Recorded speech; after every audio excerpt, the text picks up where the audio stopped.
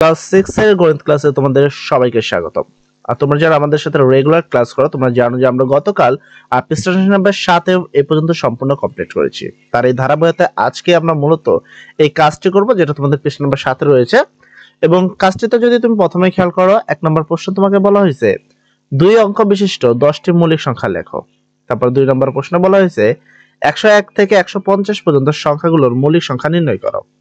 3 নম্বর প্রশ্ন বলা হয়েছে নিচের জোড়া সংখ্যাগুলো কোনগুলো সহমৌলিক তা নির্ণয় করো। সহমৌলিক সম্পর্কিত কোনো সমস্যা থাকলে এই জায়গার বা পূর্বের ক্লাসটা দেখতে পারো। এখানে বলা হয়েছে 2 বা ততোধিক সংখ্যার সাধারণ গুণনীয়ক শুধু 1 হলে সংখ্যাগুলো পরস্পর সহমৌলিক হবে।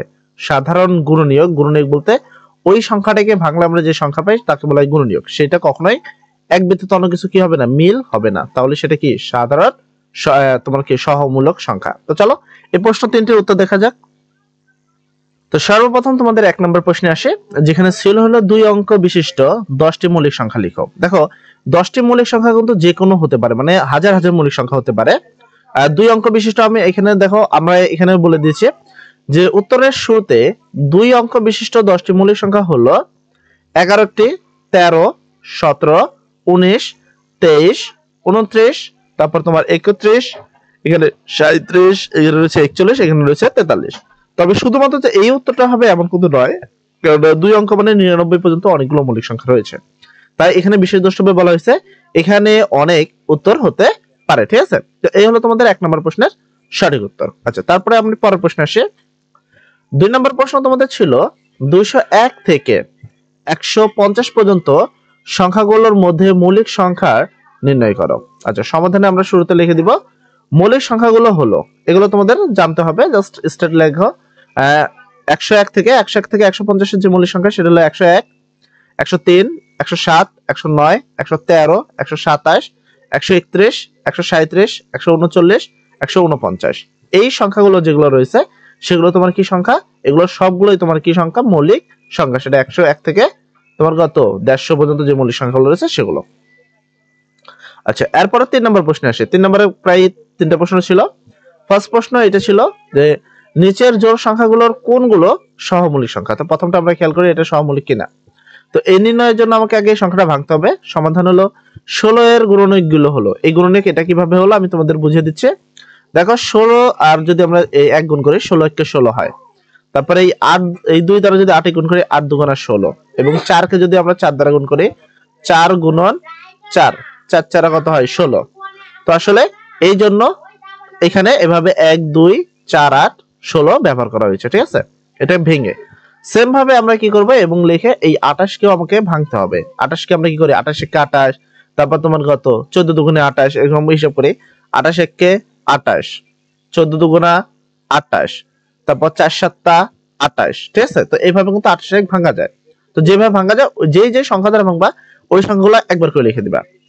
28 এর গুণনীয়ক গুলো হলো 1 2 4 7 14 28। ঠিক আছে, দেখা যাচ্ছে 16 এবং 28 এর মধ্যে এই দুটার মধ্যে 1 ছাড়া অন্য কোনো সাধারণ গুণনীয়ক যেমন কি 2 ও 4 আছে।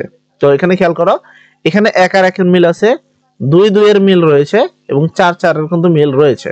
তো এখানে 1 ছাড়াও দুইটা সংখ্যার কিন্তু এখানে এই 1 ছাড়া কিন্তু দুইটা সংখ্যার মিল রয়েছে, এই 2 এর আর কিসের 4 এর। তো সেক্ষেত্রে কি 16 এবং সুতরাং 16 ও 28 সংখ্যাদ্বয় পরস্পর সহমৌলিক সংখ্যা নয়। ঠিক আছে, আচ্ছা তারপরে প্রশ্ন আসে খ নম্বর প্রশ্ন। আমাদের সেম ভাবে সংখ্যাটাকে ভাঙতে হবে। প্রথমে 27 কে তারপর 38 কে। তো আমরা লিখবো সমাধান 27 এর তোমার কি গুণনীয়ক গুলো। তো 27 এর গুণনীয়ক গুলো কেমনে দেখো 27 1 কে 27, 3 নং 27। ঠিক আছে, আর কিন্তু ভাঙা যায় না 27 কে। যদি ভাঙা যেত তাহলে ওই সংখ্যাগুলো এখানে লিখতে হতো। তো সেক্ষেত্রে আমরা কি করবো এই সহমৌলিক গুলো তোমরা এভাবে প্রয়োজনে রাপে করে নিবা যে 27 গুণন 1, এরকম ভাবে রাপ খাতা একটু করে নিবা। ঠিক আছে, তারপর কত তোমার 9 দিয়ে যদি করে 3 নং 27, কারণ 2 দিয়ে তো ভাঙা যায় না। এন্ড তারপর চেষ্টা করবে 4 দিয়ে ভাঙা যায় না। পরে এটা একবার নিবা, এটা একবার নিবা, এটা একবার। ঠিক আছে, প্রত্যেকটা আলাদা আলাদা নিবা। 38 এর গুণনীয়ক গুলো কিভাবে সেম ভাবে 38 1 কে 38। ঠিক আছে, আর 38 কে 2 দ্বারা করা যায় যেহেতু জোড় সংখ্যা, তাই 2 9 8 মানে 2 আর 19 গুণ করলে 38। তো দেখা যাচ্ছে 27 ও 38 এর মধ্যে 1 ছাড়া অন্য কোনো সাধারণ গুণনীয়ক নেই, মানে এই 1 ছাড়া কোনো মিল নাই। তুমি ভালো করে তাকিয়ে দেখো এখানে শুধু এই 1 এর মধ্যেই মিল রয়েছে, বাকি কারো কোনো মিল নেই। যেহেতু এখানে কোনো মিল নেই সুতরাং 27 ও 38 সংখ্যাদ্বয় পরস্পর সহমৌলিক। ঠিক আছে। আচ্ছা, তারপরে প্রশ্ন আসি আমরা। গ নম্বর প্রশ্ন। গ নম্বর প্রশ্ন বলছে 31 ও 43 সমাধান। 31 এর তোমার কি গুণনীয়ক গুলো হলো কি কি? 31 এর গুণনীয়ক হলো 31, এখানে দেখো এখানে লেখা রয়েছে 31 একে 31, এছাড়া কিন্তু আর ভাঙা যায় না, কারণ 31 একটা মৌলিক সংখ্যা, তাই একে ভাঙা সম্ভব নয়। এবং 43 এর গুণনীয়ক হলো তোমার কত? 43 একটা মৌলিক সংখ্যা, তাই 43 গুণন 1। ঠিক আছে, এছাড়া কোনো মিল নেই। দেখা যাচ্ছে 31 ও 43 এর মধ্যে 1 ছাড়া অন্য কোনো সাধারণ গুণনীয়ক নেই, মানে 1 ছাড়া এখানে কোনো গুণনীয়ক নাই। সেক্ষেত্রে কি হবে? সুতরাং 31 ও 43 এর পরস্পর কি তোমার সহমৌলিক। ঠিক আছে। তারপর গ নম্বর প্রশ্ন। আচ্ছা, গ নম্বর প্রশ্ন দেখো, এখানে বলছে হলো 210 এবং হলো 143 সমাধান। 210 এর গুণনীয়ক গুলো হলো তোমার কি কি? 1 2 3 5 8 5 6 7 10 14 15 21, তারপর তোমার 30 35 42 70 105 210। তো 210 কে এত ভাবে ভাঙা যায়। এবং 143 এর গুণনীয়ক গুলো হলো কি? 1 11 13 143। ভালো করে খেয়াল করলে এখানে মিল দেখবা। দেখা যাচ্ছে 210 এবং 143 এর মধ্যে 1 ছাড়া অন্য কোনো সাধারণ গুণনীয়ক নেই, মানে 1 ছাড়া এখানে কোনো মিল নেই। ঠিক আছে। সুতরাং 210 ও 143 এর সংখ্যাদ্বয় পরস্পর সহমৌলিক। আশা করি তোমরা পুরো বিষয়টি বুঝতে পেরেছো। এই হলো তোমাদের 4টে প্রশ্ন ছিল, আমরা পুরো সম্পূর্ণ প্রশ্নটি করে দিয়েছি। আশা করি তোমরা সম্পূর্ণ প্রশ্নটি বুঝতে পেরেছো। তারপর যদি বুঝতে কোনো সমস্যা থাকে সেক্ষেত্রে অবশ্যই আমাদের কমেন্ট সেকশনে লিখবা থ্যাংক ইউ ভাইয়া, আর প্রবলেম হলে লিখবা প্রবলেম। ঠিক আছে।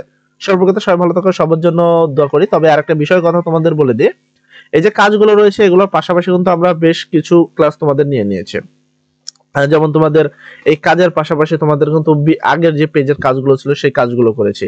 এবং নেক্সট ক্লাসটা আমাদের তোমাদের জন্য খুব বেশি গুরুত্বপূর্ণ হবে, কেননা আমরা নেক্সট ক্লাসে যে 1.1 করেছি, এই 1.1 এর যেই নৈবেদিক প্রশ্নগুলো রয়েছে এই সম্পূর্ণ নৈবেদিক প্রশ্নের উত্তরগুলো কিন্তু আমরা করে দেব। তাই অবশ্যই তোমরা মনে করে আগামী ক্লাসে তোমরা সবাই অ্যাটেন্ড করবা। ঠিক আছে। কেননা ওই ক্লাসের যে নৈবেদিকগুলো দেওয়া হবে এবং সুপার সাজেশনগুলো দেওয়া হবে সেগুলো কিন্তু তোমাদের পরীক্ষার কেন্দ্রে হুবহু আসবে, মানে নৈবেদিক এবং তোমার যে সৃজনশীল প্রশ্নগুলো আমরা বলবো যেগুলো সবচেয়ে গুরুত্বপূর্ণ, ওই প্রশ্নগুলো একবারে 100% তোমাদের জন্য আসবে। এবং বার্ষিক পরীক্ষার কিন্তু তোমরা জানো যে তোমাদের অলরেডি কিন্তু ক্লাস শুরু হয়ে হয়তো বা অনেকের ক্লাস হচ্ছে, অনেকের ক্লাস হচ্ছে না। এবং অনেকের স্কুলে হয়তো বা তোমাদের অলরেডি সাংস্কৃতিক অনুষ্ঠানের জন্য রিহার্সাল শুরু হচ্ছে। সেক্ষেত্রে জানুয়ারি তোমাদের রিহার্সাল করতে করতে যাবে, ফেব্রুয়ারি তোমাদের কি বিভিন্ন অনুষ্ঠান করতে করতে কিন্তু চলে যাবে, মার্চে তো এমনি ছুটি থাকে, তারপর রোজা চলে আসার পর কিন্তু তোমরা পড়ার একবারে সময় পাবে না, হঠাৎ করে তোমরা চলে আসবে অর্ধবার্ষিক পরীক্ষা। তো আগে থেকে সবাই প্রিপারেশন নাও। সবাই ভালো থাকো, সবার জন্য দোয়া করি। আসসালামু আলাইকুম।